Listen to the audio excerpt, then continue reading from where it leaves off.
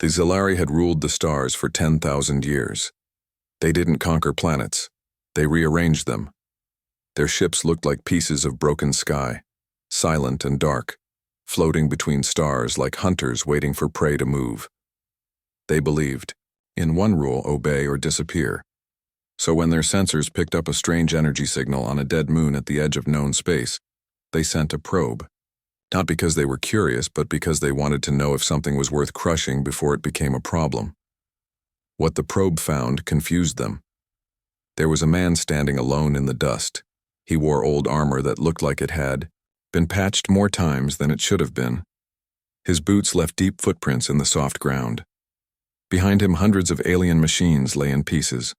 Some melted, some twisted, all broken beyond repair. His name was Jake Ryder. He wasn't famous. He wasn't important. At least not yet. But the Zilari didn't know that. They saw a lone human surrounded by the remains of their drone army and thought, this must be stopped. So they did what they always did. They sent a message. It came through, the air like thunder without sound, speaking directly into the mind. You are trespassing on Zilari-controlled space. Surrender immediately. Jake tilted his head back and looked up at the sky. Then he laughed. It wasn't loud, just a slow chuckle, like someone who had heard worse threats while eating breakfast. I'm not trespassing, he said, voice calm. This moon doesn't belong to you. Another message followed, colder this time. All unclaimed worlds are Zilari property. Resistance will be met with force. Jake shrugged. Tell your boss I don't care. He turned around and walked toward a half-buried alien tank. Its gun was still warm. He kicked it once. The metal cracked like ice. Then he picked it up with both hands and snapped it in two like a twig. Back in Zilari Command, alarms went off. The probe was feeding live data, and what they saw made even the most hardened officers pause. A single human had destroyed an entire mechanized squad. No weapons, no backup, just brute strength and something else. Something they couldn't measure. One of the Zilari commanders spoke. He is not normal. Another agreed. No. But he will be corrected. They sent down a second probe. This one didn't watch. It attacked. It dropped from orbit like a falling star, glowing red as it broke through the atmosphere. It landed 20 meters away from Jake, then unfolded itself into a tall insect-like machine with sharp limbs and burning eyes. It moved fast. Its arms sliced through the air, trying to cut Jake open before he could react. He didn't even blink. He caught one blade in his hand and crushed it like paper. The other arm tried to stab him in the side, but he stepped aside and grabbed the machine by the neck. Then he lifted it off the ground. You guys never learn, he muttered. With one smooth motion, he threw the probe into the sky. It exploded in midair, sending pieces of metal raining down like fire. On the Zilari warship above, silence filled the bridge. Then a voice asked, "Should we send more?" The commander shook his head. "No. We try another way." They knew brute. Force wouldn't work. So they changed tactics. They opened a channel again. "Identify yourself." Jake looked up. Name's Jake Ryder, ex-Marine, ex-Merc, ex-Trouble. "Why are you here?" He smiled. "Just passing through. Figured I'd clean up your mess while I was at it. You destroyed our forces without provocation." Jake rolled his shoulders. "Your drones fired first. I don't like people shooting at me." "You are primitive. Why do you resist?" He snorted. "We call that a bad question." The Zilari didn't understand. They had seen thousands of species fall to fear. They had watched civilizations beg for mercy before they were erased. But this human? He wasn't afraid. He was bored. And now, he was starting to get annoyed. "Look," he said, crossing his arms. "If you're done talking, I've got places to be." Before the Zilari could respond, he turned and started walking across the moon again, heading toward the far side where a crashed alien ship still smoldered. He didn't look back. Above him, the Zilari warship hovered in silence. Then the commander gave an order. "Begin Phase 2. Down below, the ground trembled. Space bent. Gravity shifted. And suddenly, the air felt heavier. Jake paused. He felt the pressure pushing down on his body like invisible hands trying to press him into the ground. He looked up. "Oh," he said, smiling. "Now you're trying to flatten me." The pressure increased. Rocks cracked under the weight of it. The dust settled faster than it should have. The gravity field was strong enough to crush a normal human into paste. But Jake, he just stood there. Then he flexed his arms. "Huh," he said. "Feels like a workout." He took a step forward, then another, each movement slower, harder, but not impossible. "You call this punishment?" he asked out loud. He punched the ground. The shockwave cracked the surface beneath him, spreading out like lightning in every direction. Above, the auxiliary watched in disbelief. Their instruments said the gravity field was still active. Full power. No escape. But the human was still moving, still smiling. "You know what?" he said, looking up. "This is kind of nice. Makes me feel alive." He raised one arm and waved. "Thanks for the warm-up." Then he kept walking, deeper into the ruins, leaving the auxiliary watching from orbit with one thought running through their minds. What have we found? Or maybe, what have we awakened? The gravity field was getting stronger. What had started as a heavy pressure now felt like invisible weight strapped to Jake's arms and legs. Every step took more effort. The ground cracked under his boots, not from force, but from the sheer weight pressing down on everything around him. But Jake didn't stop walking. He moved through the wreckage like it was just another day on the job. Dust fell faster than normal, pulled down by the crushing gravity. Broken metal groaned under the strain. Even the air felt thicker, like breathing through water. Above, the auxiliary warship hovered silently, watching. On its bridge, the commander stared at the live feed. "Increase pressure," he ordered. A technician tapped controls. Energy surged through the artificial gravity field. The numbers on their screens jumped higher. Down below, rocks began to crumble into powder. The surface of the moon shook. Cracks spread like spiderwebs across the ground. Jake felt it. His knees bent slightly as the pressure doubled. He slowed his pace, breathing heavier now, but still moving. He looked up at the sky. "You're really trying, huh?" he muttered. Then he grinned. With one deep breath, he flexed his muscles and pushed forward. Each step became a battle, not just against the gravity, but against the idea that he would stop, because he wouldn't. He wasn't built that way. Back on Earth, nobody knew what was happening on that moon. All they had were fragments of data picked up by old satellites orbiting nearby, blurry images, broken signals, strange spikes in gravitational readings. At a small command center in Colorado, a young analyst named Lily sat at her desk, eyes wide as she watched the footage again. There he was. Jake Ryder, alone, surrounded by alien tech, walking through something that should have crushed him. "This isn't possible," she whispered. Her boss, an older officer named Colonel Harper, leaned over her shoulder. "Humans don't do this," he said quietly. "Not supposed to, anyway." Lily looked up. "But he is." Harper nodded slowly. "Yeah, he is." Outside, the sun was setting. Inside, alarms suddenly blared. New data came in. The auxiliary had responded, and whatever they were doing to Jake, he was still standing. Down on the moon, the pressure kept rising. It was 5 times normal gravity now. Some of the larger rocks had already collapsed under their own weight. The dust settled so fast it looked like rain falling upward. Jake stopped for a moment, planting his feet firmly in the ground. He rolled. His neck, his armor creaked under the strain. Then he took a deep breath and dropped to one knee. Not because he was beaten. No, he did it on purpose. He wanted to see how much he could take. He stayed there for a few seconds, then pushed himself back up. "Okay," he said, grinning. That was fun. He took another step forward, then another. His movement was slower now, but steady. Deliberate. He reached a pile of broken alien machines and placed a hand on one of them. The metal was warm, still holding heat from the battle earlier. He squeezed. The machine folded in on itself like paper.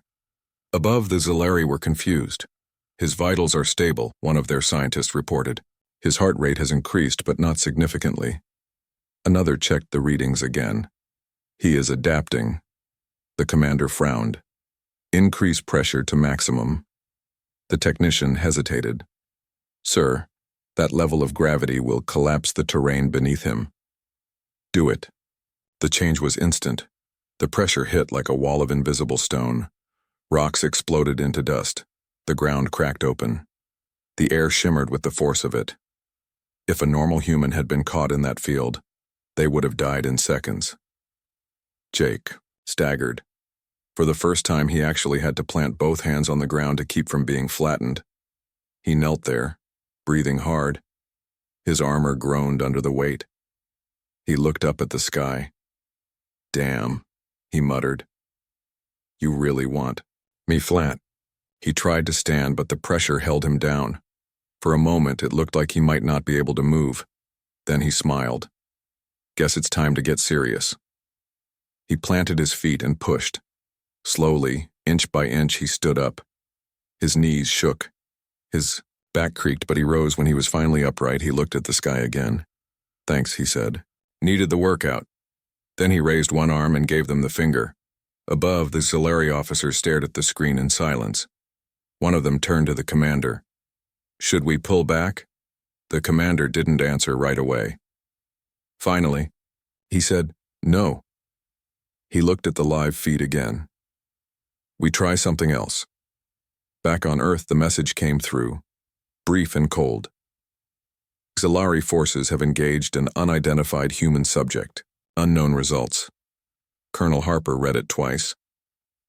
Then he looked at Lily.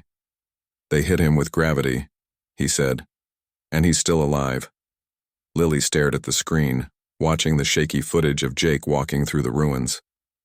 He's not just alive, she whispered. He's smiling. Harper shook his head. I've seen soldiers break under half that pressure. Lily looked at him. He's not just a soldier. Harper nodded slowly. No, he's not. On the moon, Jake kept moving. The gravity field was still active, but he was used to it now. He walked like a man carrying mountains on his shoulders. His destination was clear. The crashed alien ship in the distance. He had a reason to be here. Something important. Something the auxiliary didn't know about. He reached the edge of the wreckage and paused. Then he looked up one last time. You guys done playing around? He waited. No response. Good. He turned and stepped into the shadows of the broken ship. Inside, darkness waited, but so did answers. And maybe a reason why the auxiliary were afraid of him, because they weren't just testing him. They were scared. And Jake? He was just getting started. The inside of the wrecked alien ship was dark and cold. Jake moved through broken halls like a shadow, his boots making soft thuds on the cracked floor. Lights flickered above him, some still trying to work after the crash. Wires hung from the walls like dead vines. He wasn't here just to fight. He had a mission. Something deep inside this ship held answers. Answers about why the Zilari were really here, and why they thought they could control everything. His gloves brushed against the metal wall as he walked, feeling the heat that still lingered beneath the surface. The place hadn't been down long, maybe a few days. That meant there might still be data left. He reached a large door at the end of the hall. It was half open, stuck in place by twisted metal. Jake put his shoulder into it and pushed. The door groaned but gave way. Inside was what he was looking for, a command center. Screens lined the walls, most of them dark or broken. One still flickered, showing strange symbols that pulsed like a heartbeat. Jake walked over and tapped a button. Nothing happened. He frowned, then pulled. Off a panel on the side of the console, exposed wires blinked red and blue in the dim light. He grabbed two ends and rubbed them together. A spark jumped. Then the screen came alive. Lines of alien text scrolled fast, too quick for anyone without training to read. But Jake didn't need to understand all of it. He just needed one word. He scanned the lines, eyes moving fast. Then he saw it. Directive. Human suppression. His jaw tightened. Not fear, not surprise, just anger. He kept scrolling. More words appeared. Containment protocols failed. Subject remains active. Threat level, unknown. Jake leaned back and let out a slow breath. So that's what this was. They weren't just testing him. They were trying to stop him. Because they knew what he was, what all humans were. Above, the Zilari warship still hovered in silence. On the bridge, the commander stared at the live feed from the moon below. He's inside the wreckage, one of the officers said. We believe he is accessing data. The commander didn't move. Can we stop him? Another officer shook his head. Our systems are offline down there. Whatever security measures were in place were destroyed during the crash. Then, we send more forces. There was a pause. Sir, he destroyed our last team. The commander looked at the screen again. Then we send something stronger. Back on Earth, things were changing fast. Word of Jake's actions had spread beyond. Military channels. News networks picked up bits of data. Rumors turned into headlines. Human fights alien army alone. Gravity field fails to stop lone soldier. Who is Jake Ryder? In a small town in Texas, a teenage boy named Tyler sat at his desk, watching footage of the moon. His hands gripped the edge of the table. He's not afraid, he whispered. His mother walked in behind him. Tyler, it's late. Time for bed. He didn't look away. Did you see this? He's walking through gravity like it's nothing. She sighed. People like that don't come around often. Tyler nodded slowly. Maybe he's showing us what we can be. Down, on the moon, Jake finished reading. He now knew the truth. The Zilari had been hunting humans for years. Not because they were dangerous, but because they weren't. Humans adapted faster than any other species. They survived impossible odds. They fought even when they should have died. And worst of all, they inspired others. The report made it clear. If humans ever joined the galactic stage in full force, the Zilari wouldn't be able to control them. So, they tried to erase them, to keep them buried. But Jake? He was proof that they had failed. He stepped back from the console and exhaled. Guess I owe them a visit, he muttered. As if on cue, the ground outside began to shake. Jake turned toward the open door. Something was coming. The first sign was the sound, like wind blowing through steel bones. Then came the lights, blue and red, blinking fast. Then the machines landed. They dropped from orbit like meteors, crashing into the ground with explosions of fire and dust. They were bigger than the ones before, taller, stronger, built to kill. Dozens of them. Jake stepped outside and looked up. The sky was filled with falling shapes. He rolled his shoulders. Looks like they're serious now. He walked forward, stepping onto the cracked ground. One of the machines landed nearby, its legs digging into the dirt. It opened its chest plate and extended a weapon. Jake didn't wait. He ran straight at it. Before the machine could fire, he leapt into the air and slammed both fists into its face. The impact crushed the metal inward. Sparks flew. The machine staggered. Jake didn't stop. He grabbed the weapon arm and ripped it off. Then he drove his knee into its chest. Metal crunched. With one final punch, he shattered the core inside its body. The machine fell. Dead. More came, from every direction. They surrounded him. Jake stood in the middle, breathing hard. Then he smiled. You guys want a show? He charged again. Back on Earth, Lily watched the live feed. Her hands trembled as she stared at the screen. He's fighting an entire squad, she whispered. Colonel Harper stood beside her. And winning? Lily looked at him. Why isn't he scared? Harper didn't answer right away. Finally, he said, because he knows something we all forgot. Lily waited. Harper looked at the screen again. Humans don't break. On the moon, the battle raged. Jake moved like thunder. He dodged blasts, ducked under swinging blades, and broke machines apart with his bare hands. Every step he took left a mark. Every punch cracked armor. Every kick sent enemies flying. He wasn't just surviving. He was sending a message. We are here. We are not afraid. We will not be erased. The auxiliary watched from orbit. Their sensors told them the same thing over and over. This human was not normal. He was not breaking. He was getting stronger. One of their officers spoke. Should we retreat? The commander didn't answer. He just watched the screen, watched the human tear through their machines like paper. Finally, he said, No. Let the galaxy see. Let them know what we've found. Let them know what we've awakened. By the time the last machine fell, the ground was littered with wreckage. Smoke rose into the sky. The air smelled like burnt metal. Jake stood in the center, breathing heavy but smiling. He wiped blood from his lip. Warm-up's over, he muttered. He looked up at the sky. You listening? He raised one hand and gave them the finger.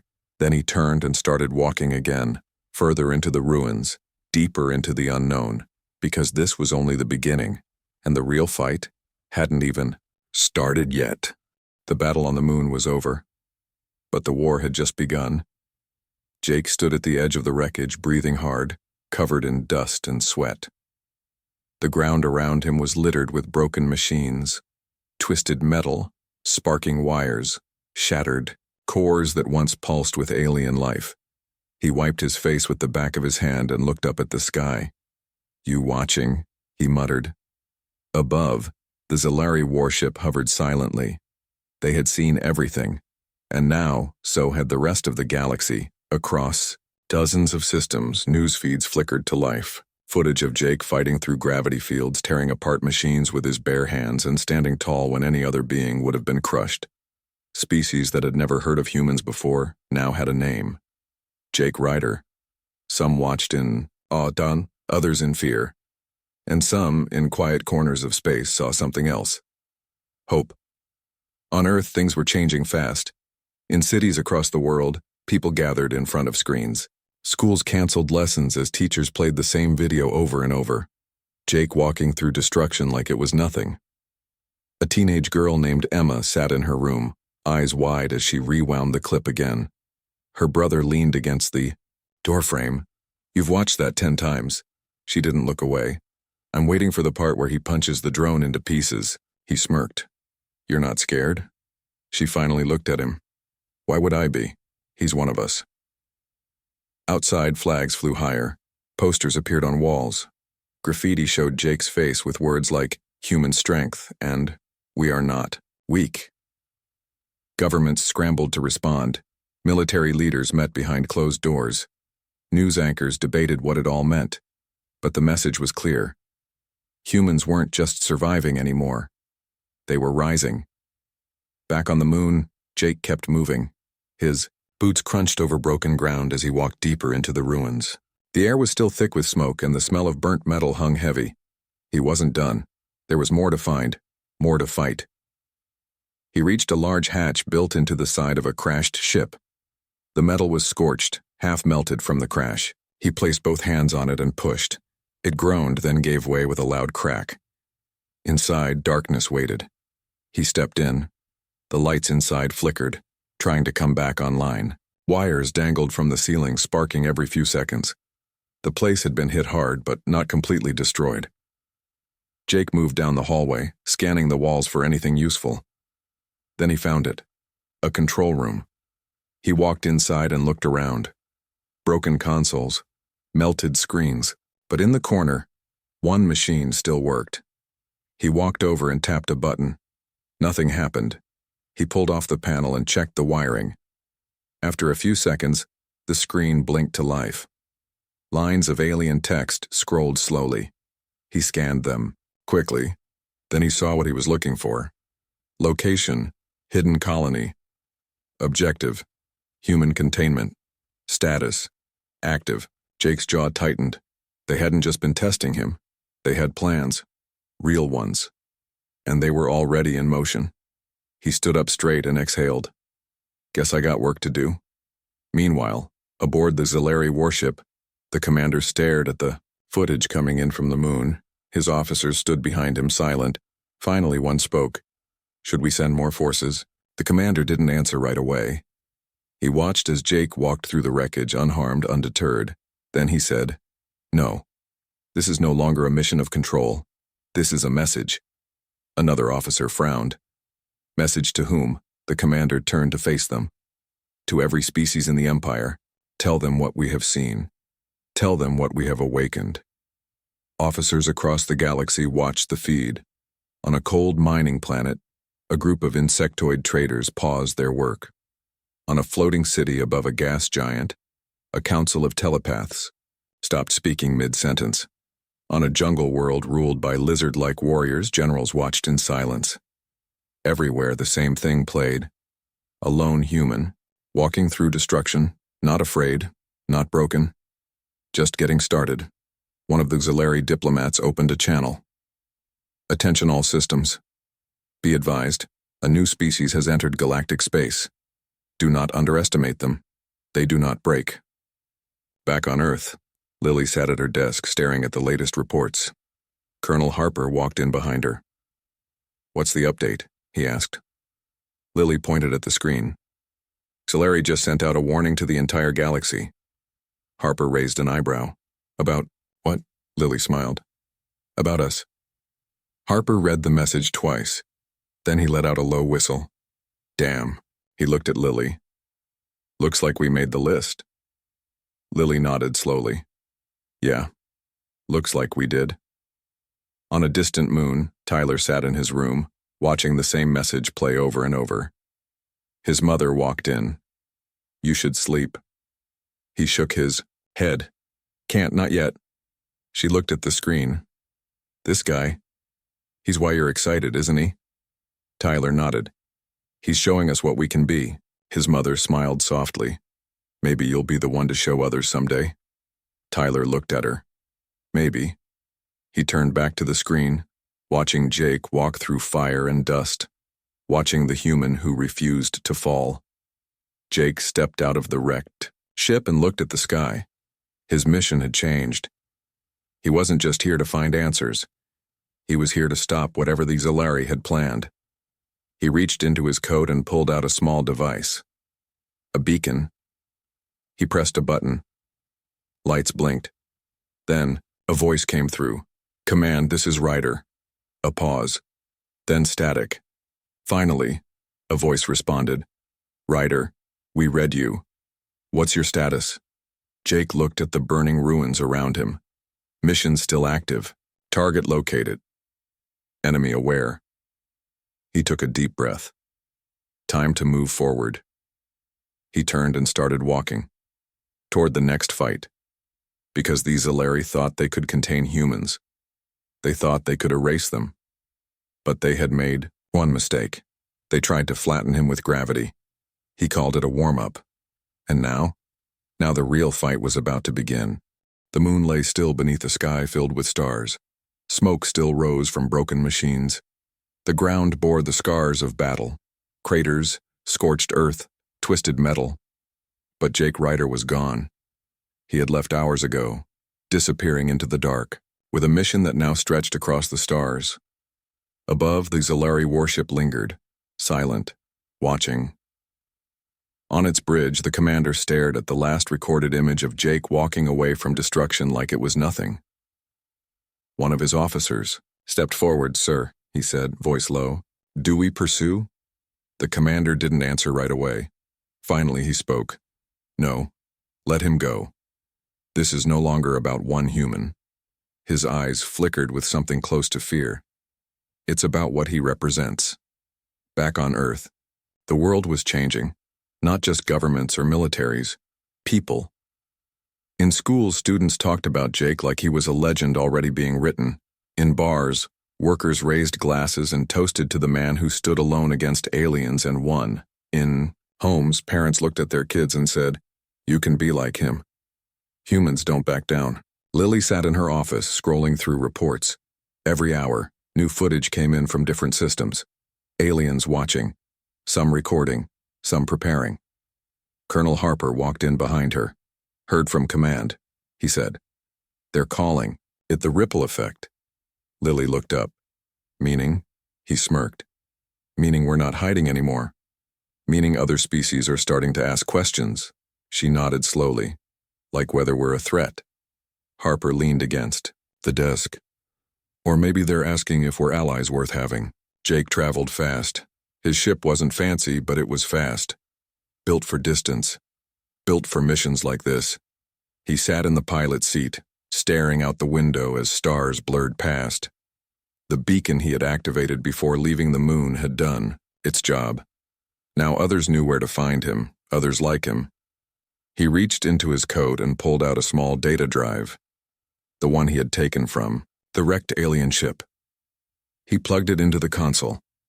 Lines of text scrolled across the screen. Coordinates, locations, hidden colonies, human containment sites. Experiments. He clenched his jaw. They hadn't just been watching humans. They had been collecting them, storing them, trying to control them. He exhaled slowly. Then he pressed a button on the console. Message began to send, across encrypted channels, to people who had long since disappeared. People like him. Operation Freefall begins. If you're out there, time to come home. Across the galaxy, humans responded. Some were hiding. Some were working under false names. Some had been captured before escaping. And some had been waiting for this moment. In a cold mining station near the edge of known space, a woman named Maria turned off her disguise and looked at the message again. About damn time, she muttered. On a distant jungle world, a former Marine, named Danny, closed his eyes and whispered, "Time to fight." On a drifting freighter, a young engineer named Alex grinned. "Guess we're not ghosts anymore," they all answered, because they weren't alone, because they had a name to follow. Jake Ryder. Meanwhile, on a floating city above a gas giant, a council of diplomats watched the latest news. An insectoid leader tapped his claws together. "So," he said, "humans are no longer hidden." A reptilian general grunted. "We've heard rumors, seen videos, but what does it mean?" A third diplomat, an old telepath with silver skin, finally spoke. "It means the balance has shifted. For thousands of years, the Zilari ruled without challenge, until one human refused to fall." The room fell silent. Then the insectoid asked, "What do we do?" The telepath looked at the screen again. "We watch, we learn, and we decide whether we stand beside them or against them." On the Zilari warship, the commander gave an order. "Send word to the High Council. Tell them everything. Tell them about the human. Tell them about the others. Tell them the truth. We tried to flatten him with gravity. He called it a warm-up. And now," he paused. "Now, the real fight begins." Back on Earth, Tyler stood on his roof, looking up at the night sky. His mother joined him. "Can't sleep?" she asked. He shook his head. "Too excited?" She looked at him. "About what?" He pointed upward. "About what's out there." She followed his gaze. "You think he'll come back?" Tyler smiled. "Not alone." He looked at her. "He's bringing friends." Jake flew toward his next target, the first human containment site. His hands gripped the controls. His face was calm, his mind sharp. Behind him, ships followed. Small, scattered but growing. Humans, fighters, survivors. He opened a channel. "Listen, up. We're not here to hide. We're not here to run. We're here to take back what they stole. We're here to remind the galaxy what humans do." He looked at the stars ahead. "We don't break. We rise. And now," he smiled, "now we show them what we're made of."